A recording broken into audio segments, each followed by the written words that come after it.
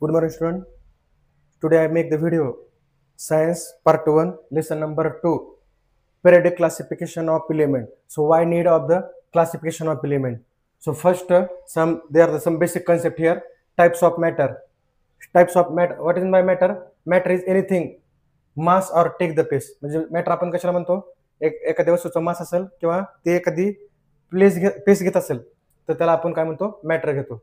आता what are the types of matter? आता elements आहेत, कंपाऊंड आहे आणि मिक्सर, अशा त्याच्यात 3 टाइप्स पडलेले आहेत.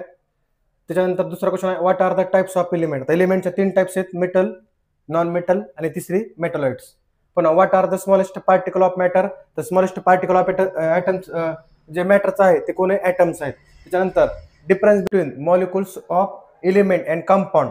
आता कशाला म्हणू शकतो? मॉलिक्युल्स ऑफ एलिमेंट्स म्हणजे काय? More than one type of molecules in the element. म्हणजे एका टाइपचेच मॉलिक्युल्स त्या एलिमेंट मध्ये असू शकतात, त्याला आपण मॉलिक्युल्स ऑफ एलिमेंट म्हणतो. आणि compound more than different types of molecules of element, this called as a compound. ज्याच्यामध्ये वेगवेगळ्या प्रकारचे डिफरंट टाइप्स ऑफ मॉलिक्युल्स असतील तर त्याला एलिमेंटचे, तर त्याला आपण काय म्हणतो? कंपाऊंड्स म्हणतो. त्याच्यानंतर जसं एक्झाम्पल द्यायचं म्हणलं तर बघा, आता हायड्रोजन, आता CO2 म्हणलं तर आपण काय म्हणतो? त्याला हे कंपाऊंड झालं, कारण ह्याच्यामध्ये कार्बनचे पण मॉलिक्युल्स आहेत आणि ऑक्सिजनचे पण आहेत, तर हा झाला कंपाऊंड. आणि H2 म्हणलं की एकच टाइपचे मॉलिक्युल्स ह्या हायड्रोजन मध्ये प्रेझेंट आहेत, तर त्याला म्हणलं जाते मॉलिक्युल्स ऑफ एलिमेंट, आणि ह्याच्यामध्ये ह्याला म्हणलं जाते कंपाऊंड ऑफ एलिमेंट्स. आता बघा, आता नेक्स्ट आहे एलिमेंट्स. आता फर्स्ट क्वेश्चन आहे why need of the classification of element. तर आता फर्स्ट आहे ह्याच्यामध्ये की मेटल, मेटलॉइड आणि नॉन मेटल. आता त्याच्या अगोदर आपल्याला एक बघायचंय की हा कागदच पडली आपल्याला की आपल्याला प्रायव्हेट टेबल मध्ये क्लासिफिकेशन करण्याचे एलिमेंटचे. आता त्याच्या अगोदर ॲनिमल क्लासिफिकेशन बघू. आता एवढे मोठे म्हणजे 84 लाख लक्ष का आपण काय म्हणतो की ॲनिमल्स आहेत अर्थवर. आता प्रत्येकाला एक आणि different types of fishes present in the earth, different types of animal, and this is not possible to study of one animals. म्हणजे एकाला पकडून पॉसिबल आहे का एकाला धरून तिची स्टडी करणं तर पॉसिबल नाही. मग मी काय केलं, जे सिमिलर ॲनिमल्स आहेत त्यांचा एक ग्रुप बनवला. मग मी त्याचा, आणि जो वेगळा आहेत तर त्यांचा एक ग्रुप बनवला, जे वेगळे कॅरेक्टरिस्टिक्स आहेत त्यांचा एक वेगळा ग्रुप बनवला. मग मी काय केलं, सिमिलर ॲनिमल्स आहेत, आता 1000 बर्डचा ग्रुप बनवला आणि त्याच्यामध्ये मी एकाच जणांची स्टडी केली. मग बाकीच्या 999 जणांची मला स्टडी करायची गरज आहे का? तर गरज नाही. तर मी फक्त एकच ॲनिमलची स्टडी केली, म्हणजे 1000 मधनं एकच ॲनिमल्सला बाहेर काढलं, एकाची स्टडी केली. काय कॅरेक्टर स्टडी केल्या? त्या बर्ड्स मध्ये they live in the next, they give the legs, they have wings, they have beak. मग त्यांना चोच आहे, त्यांना विंग्स म्हणजे पंख आहेत, त्यांना ते अंडे घालतात, ते घरट्यामध्ये राहतात. आता हे मग मी एका ॲनिमल्स म्हणजे एका बर्डची स्टडी केली मी, तर मला एंटायर ग्रुप स्टडी करण्याची गरज नाही. तर मला बाकीच्या 999 सगळ्यांच्या कॅरेक्टर मला समजतील. तर त्यासाठी तसं सेम ह्या ठिकाणी पण एलिमेंटचं क्लासिफिकेशन केलं मेटल आणि नॉन मेटल मध्ये. आणि आता एलिमेंट्स मध्ये आता जे सिमिलर प्रॉपर्टीज आहेत, म्हणजे ज्यांच्या केमिकल आणि फिजिकल प्रॉपर्टी सिमिलर आहेत, तर त्यांचा एक ग्रुप बनवला, त्याला नाव दिलं मेटल. ज्यांच्या केमिकल आणि फिजिकल प्रॉपर्टीज वेगळ्या आहेत तर त्यांना नाव दिलं नॉन मेटल. आणि both are similar properties metal आणि non metal, and they make the one groups, this called metalloid. म्हणजे ज्यांच्या काही प्रॉपर्टीज मेटलच्या आल्या, काय प्रॉपर्टी नॉन मेटलच्या आल्या, आणि असा एक ग्रुप तयार झाला ज्याला आपण म्हणलं जातं मेटलॉइड्स. त्याच्यानंतर आता हे शेल्स आहेत. आता शेलच्या, आता जर आयटम बघितला, आयटमच्या न्यूक्लियसमध्ये प्रोटॉन आणि न्यूट्रॉन असतात. आता प्रोटॉनवर कोणता चार्ज असतो? प्लस असतो. न्यूट्रॉनवर कुठलाही चार्ज नसतो. आणि इलेक्ट्रॉनवर काय? मायनस चार्ज असतो. आता हे न्यूक्लियस आहे, त्याच्या बाहेर शेल असतात, आणि ह्या ऑर्बिटमध्ये इलेक्ट्रॉन्स काय करतात? मूव्ह होत असतात. आता आणि इलेक्ट्रॉन कॅरी करण्यासाठी आपल्याला मुव्हिंग इलेक्ट्रॉन असायला पाहिजे, तरच काय करू शकतो, म्हणजे फ्री इलेक्ट्रॉन असायला पाहिजे तरच इलेक्ट्रिसिटी कंडक्ट करू शकतो आपण ते. तर ह्या ठिकाणी म्हणजे इलेक्ट्रॉनवर मायनस चार्ज असतो, प्रोटॉनवर प्लस चार्ज असतो, आणि न्यूट्रॉनवर कुठलाही चार्ज नसतो. आता हे जे 118 एलिमेंट्स आहेत, म्हणजे total how many elements present on the earth? Total 118 म्हणजे 118 एलिमेंट्स आहेत. आणि त्या 118 एलिमेंट्स मध्ये 92 जे आहेत ते आपल्याला नेचरमध्ये सापडलेत, म्हणजे नेचरमध्ये आपण त्याला फ्रीली अर्थवर आपल्याला सापडलेत. आणि 26 remaining research in the laboratories, म्हणजे बाकीचे जे आहेत ते आपण लॅबोरेटरीमध्ये काय केलं, त्याला सर्च केलंय. आणि त्याच्यानंतर आता नेक्स्ट क्वेश्चन आहे की व्हॅलेन्सी, ॲटॉमिक नंबर आणि ॲटॉमिक मास. आता हे 3 इम्पॉर्टंट क्वेश्चन्स आपल्याला आहेत. आता याच्यामध्ये पहिला आहे व्हॅलेन्सी. आता इथं मी पहिले 10 एलिमेंट्स दिलेत. ह्या पहिले 10 जे एलिमेंट्स आहेत तर त्यांचं इथं ह्या ठिकाणी त्यांचा पहिला ॲटॉमिक नंबर आहे, त्याच्यानंतर इलेक्ट्रॉनिक कॉम्प्लिकेशन दिले, आणि त्याच्यानंतर त्यांची व्हॅलेन्सी दिली, आणि ह्या ठिकाणी त्यांचे सिम्बॉल्स आहेत. तर हे स्टडी करणं आपल्याला पहिल्या 10 गोष्टींची गरज आहे. आता व्हॅलेन्सी कशाला म्हणतात?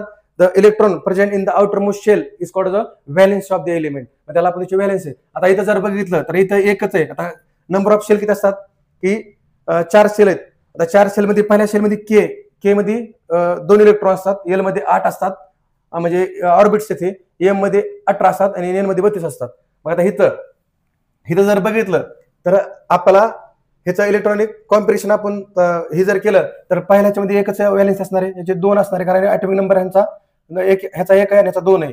पुन्हा लिथियम कडे बघितलं तर त्याचा ऍटॉमिक नंबर आहे 3 आणि 3 असल्यामुळं पहिल्या शेल मध्ये किती असणार आहे, 2च असणार आहेत. आपण आपल्या के शेल मध्ये 2 आणि पुन्हा एल शेल मध्ये किती असणार आहे, 1 असणार आहे. मग हे एक जे आहे ते लिथियमची काय त्याची व्हॅलेन्सी झाली. जेवढे इलेक्ट्रॉन्स प्रेझेंट असतील आउटर मोस्ट शेल मध्ये तर त्याला आपण काय म्हणतो, जी व्हॅलेन्सी ऑफ द एलिमेंट असं म्हणलं जातं. तर त्याच्यानंतर आता नेक्स्ट आहे ऍटॉमिक नंबर. आता ऍटॉमिक नंबर कशाला म्हणतो की नंबर ऑफ पॉइंट आहे ऍटॉमिक नंबर.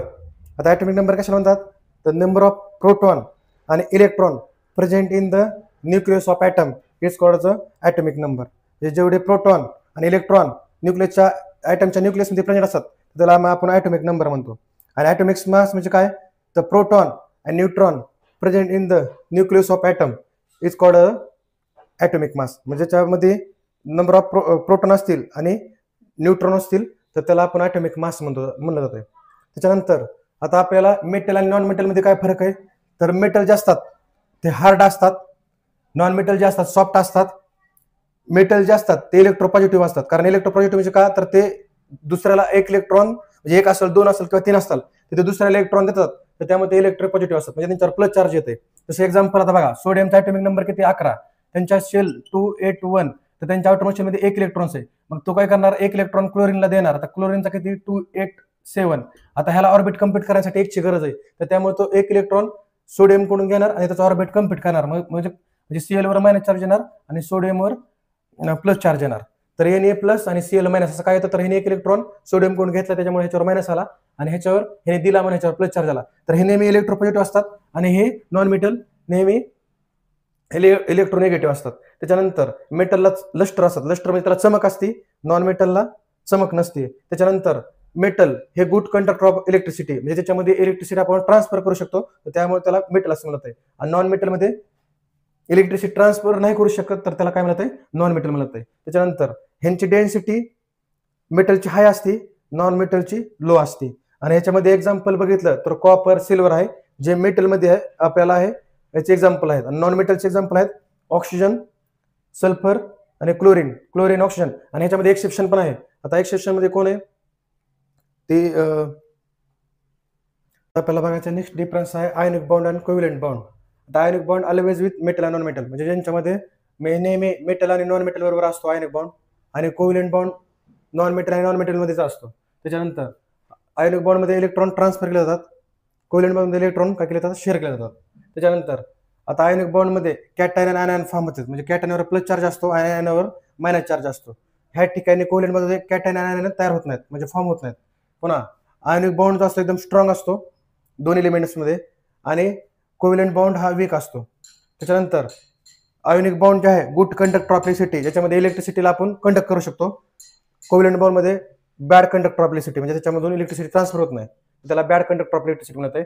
आणि ह्याला गुड कंडक्टर ऑफ इलेक्ट्रिसिटी. आता नेक्स्ट लेक्चरला आपण बघूया की डोबेरियन ट्रॅट्स काय आणि न्यूलॉन ऑक्टेट्स काय, त्याचे प्रॉपर्टीज आपल्याला स्टडीज करायचे. So today I am explain about the periodic table. So periodic table total 180 elements and each element give the separate box or fitted in the separate box, and this element take the place with the help of atomic number. म्हणजे त्याला जे place मिळालंय ते कशावर मिळालंय atomic number वर भेटलंय. आता त्याच्यामध्ये the period table divided into the 4 blocks. First आहे एस ब्लॉक, दुसरा आहे डी ब्लॉक, तिसरा आहे पी ब्लॉक आणि चौथा आहे ए ब्लॉक.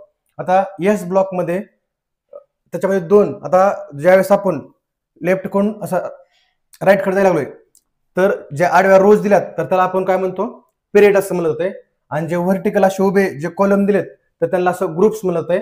तर एस ब्लॉक जो आहे अशा म्हणजे तुम्हाला किती रोज आहेत 1, म्हणजे अशा पिरियड्स किती 7 आहेत. 1 2 3 4 5 6 आणि 7. म्हणजे असे जे पिरियड टेबल मध्ये 7 पिरियड्स आहेत आणि जे ग्रुप्स आहेत म्हणजे व्हर्टिकल जे कॉलम्स आहेत ते किती 1 पासून ते 18 पर्यंत, म्हणजे 18 कॉलम्स आहेत तर त्याला आपण ग्रुप्स म्हणतो, आणि 7 ज्या रोज आहेत तर त्याला आपण पिरियड्स म्हणतो. आता जो एस ब्लॉक आहे ते 2 त्याचे ग्रुप्स आहेत. तर पहिला आहे जे अल्कली मेटल्स म्हणत आहे.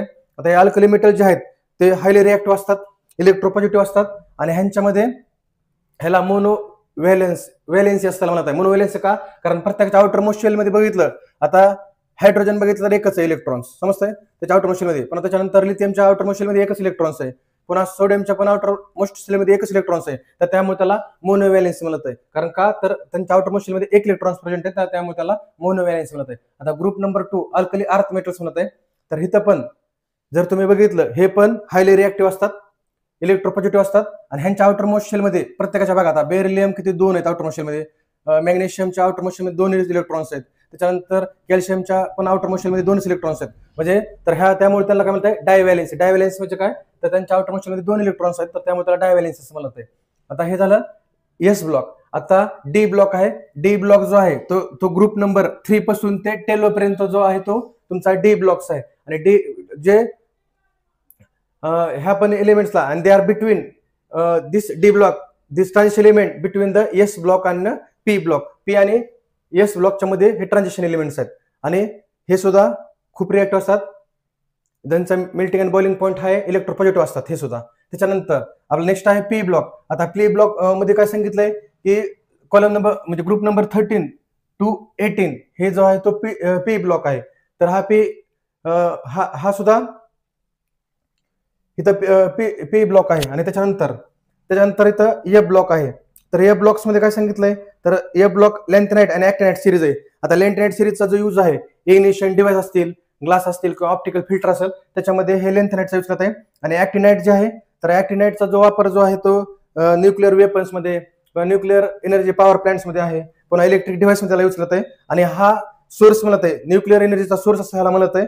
आणि म्हणजे आणि ह्या दोन्हीचा यूज करून वेगवेगळ्या प्रकारचे यूज आपण करत, तर ते ए ब्लॉक्स असं मध्ये केलं आहे. आणि हा न्यूक्लिअर एनर्जीचा सोर्स आहे. आता ह्याला टेक्निकनं कसं लक्षात ठेवायचं हे तुम्हाला सांगतो. आता पहिले जर जे एलिमेंट्स आहेत, पहिले 10 एलिमेंट्स, आणि हे जे आहेत तुम्हाला फक्त असं बॉक्समध्ये असं भरत जायचंय, तुम्हाला असं फक्त लेफ्ट कडून राईट कडे जायचंय. तर आणि असे टोटल 118 एलिमेंट्स आहेत, आणि 50 to 7 म्हणजे 57 पासून ते 103 पासून हे ए ब्लॉक्स मध्ये आहेत. 10 एलिमेंट्स आहेत, तर ते कसे लक्षात ठेवायचे? इथं आहे hydrogen, helium, lithium, beryllium, boron, carbon, nitrogen, oxygen, fluorine आणि निऑन. आता हे जे शेवटचा जो कॉलम ना नंबर 18 जो आहे, तो 18 नंबर ह्याला काय म्हणत आहे की नोबल गॅस म्हणत आहे. म्हणजे ना ह्याला इलेक्ट्रॉन्स कम्प्लीट म्हणजे त्यांचा ऑलरेडी ऑक्टेट कम्प्लीट असते, तर त्यामुळे त्याला नोबल गॅस एलिमेंट असं म्हणत आहे. मग त्यांना घ्यायची गरज आहे ना घ्यायची गरज आहे, त्यामुळे त्याला नोबल गॅस म्हणत आहे. आता बघा पहिले 10 एलिमेंट्स कसे लक्षात ठेवायचे? Hi, hello, listen, BBC news on Friday night. तर हे पहिले 10 एलिमेंट तुम्ही अशा प्रकारे पाठ करू शकतात. पुन्हा दुसरं आहे, आता ग्रुप नंबर 1 हा कशा लक्षात ठेवायचा? हे ली ना के RBCS फरार. हे ली ना के RBCS फरार हा ग्रुप नंबर 1 असा लक्षात ठेवायचा. ग्रुप नंबर 2 जो आहे, बेटा मांगे स्कार स्कूटर बाप राजे. बेटा मांगे स्कार स्कूटर बाप राजे, समजतंय? ग्रुप नंबर 2 जो एस ब्लॉक आपला ह्या ठिकाणी कंप्लीट झाला. आता त्याच्यानंतर आपण पी ब्लॉक जो आहे तो कशा लक्षात ठेवायचा बघा. आता ग्रुप नंबर 13 जो आहे त्याच्यामध्ये बाल गया इन्सान टाकला असं तुम्ही लक्षात ठेवता ग्रुप नंबर 13 ला. ग्रुप नंबर 14 ह्याला कशा लक्षात ठेवायचंय? कम सी गर्ल संडे पबजी. कम सी गर्ल संडे पबजी असं तुम्हाला त्याला लक्षात ठेवायचंय. त्याच्यानंतर ग्रुप नंबर 15 त्याच्यामध्ये नेपाळ, पाकिस्तान, ऑस्ट्रेलिया सब भिकारी असं तुम्हाला ग्रुप नंबर 15 लक्षात ठेवायचा आहे. त्याच्यानंतर ग्रुप नंबर 16 त्याच्यानंतर OC से तेल पिओ, OC से तेल पिओ असं त्याला तुम्हाला लक्षात ठेवायचं आहे. Group number 16. Group number 17 first class biryani I8. First class biryani I8 तुम्हाला असं लक्षात ठेवायचं आहे. आणि त्याच्यानंतर ग्रुप नंबर 18 जो आहे लास्टचा, तर हे नारायण अर्जुन करे झेरॉक्स रामायण. हे नारायण अर्जुन करे झेरॉक्स रामायण असं तुम्हाला लक्षात ठेवायचे. आणि तुमच्या पहिले जे 30 एलिमेंट्स आहेत त्याचे 30 एलिमेंट्स इलेक्ट्रॉनिक ॲटॉमिक नंबर काय आहे, त्याच्यानंतर त्यांचं इलेक्ट्रॉनिक कॉम्प्रेशन काय आहे, त्यांची व्हॅलेन्सी काय आहे, त्यांचा सिम्बॉल्स काय हे तुम्हाला पाठ असायला पाहिजे. मोस्टली टाइम तुम्हाला विचारलं जातं की हे कोणत्या ब्लॉक्समध्ये हा एलिमेंट येतो, त्याच्यानंतर त्याची व्हॅलेन्सी काय आहे, त्याचं इलेक्ट्रॉनिक कॉम्पोजिशन तुम्ही ड्रॉ करा. तर अशा प्रकारचे वेगवेगळ्या प्रकारचे क्वेश्चन तुम्हाला ह्या पिरियड टेबलवर विचारले जातील, तर तुम्हाला ते पाठ करायचे. आणि ज्यावेळेस आता बघा आपण जर लेफ्ट कोण राईट करतोय तर लेफ्ट कोण राईट करताना ॲटॉमिक नंबर हा 1 न वाढायला लागलाय. इथं बघा हायड्रोजन किती, इथं 1 आहे, इथं किती झाला 2 झाला. त्याच्यानंतर इथं लिथियम बघा, इकडे आपण लेफ्ट कडे आलो परत 3 आहे, पुन्हा इकडे पुढे गेलो 4 झाला, परत पुन्हा पुढे आणि गेलो 5 झाला, पुढे आणि गेलो 6 7. म्हणजे ॲटॉमिक नंबर काय लागलाय 1 न वाढायला लागलाय ज्यावेळेस आपण लेफ्ट कडून राईट कडे जायला लागलोय. आणि ज्यावेळेस आपण डाऊन द ग्रुप जायला लागलोय खाली वरून खाली, तर एक एक शेल काय लागली ऍड होत जायला लागली. आता बघा हायड्रोजनला फक्त एकच शेल होती, लिथियमला किती झाल्या, अशा 2 शेल झाल्या. त्याच्यानंतर पुढे जर आपण त्याच्या खाली आणि आलो सोडियमच्या किती झाल्या 3 शेल झाल्या. म्हणजे ज्यावेळेस आपण खाली यायला लागलोय तर त्यावेळेस शेल वाढत झाल्यात आणि लेफ्ट कडून राईट कडे जायला तो ॲटॉमिक नंबर वाढत जायला लागलाय. तर त्यासाठी तुम्हाला फर्स्ट 30 एलिमेंट्स चांगले बाय हार्ट करायचे आहेत. आणि हे ज्या टेक्निक्स तुम्ही पाठ केले तर तुमचं बाय हार्ट होऊन जाईल. आपल्या किती टेबल्स आहेत, म्हणजे सॉरी पिरियड जे आहेत ते 7 पिरियड्स आहेत आणि ग्रुप किती आहेत 18 ग्रुप्स आहेत. आणि सगळ्या ह्याच्यामध्ये असे 118 एलिमेंट्स प्रत्येक ह्याच्यामध्ये बॉक्समध्ये काय केलेत, फिट केलेत. आणि त्यामुळं हे जे पिरियड टेबल्स आहे मोस्टली लिहायला प्रत्येकाने त्याला एक्सेप्ट केले. कारण का, तर बरोबर त्याने त्या मेटल हिकडल्या साईडला आता आपण जर इथं झिगझॅग लाईन गेली अशी, तर हे जे इकडच्या झिगझॅग लाईनच्या जे लेफ्ट साईडचे आहेत ते सगळे कोण आहेत, मेटल्स आहेत. आणि जे राईट साईडला आहेत ते सगळे नॉन मेटल्स आहेत. आणि ह्या सगळे झिगझॅग लाईनवर जे आहेत ते सगळे कोण आहेत, मेटलॉइड्स आहेत. म्हणजे त्याच्या काय अर्ध्या प्रॉपर्टीज मेटलच्या सिमिलर आहेत आणि अर्ध्या प्रॉपर्टीज नॉन मेटलच्या सिमिलर आहेत. तर ते कुठं झिगझॅग लाईन्सवर आहेत. तर असं जर तुम्ही बाय हार्ट केलं तर हा टेबल तुम्हाला पूर्ण लक्षात बसेल. तर